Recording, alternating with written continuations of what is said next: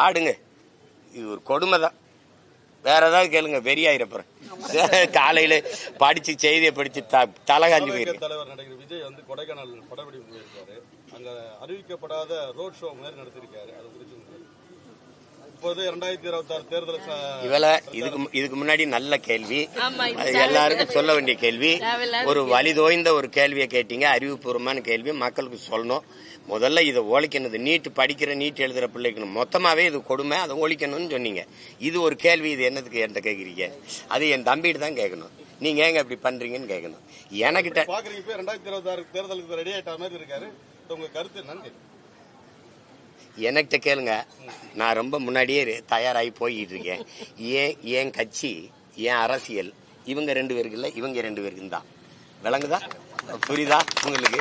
அதனால அதை விட்டுருங்க. அது என் தம்பியுடைய விருப்பம், அவர் செய்யறாரு. அதனால அதை போய் நான் கருத்து சொல்ல தயாரா இல்லை.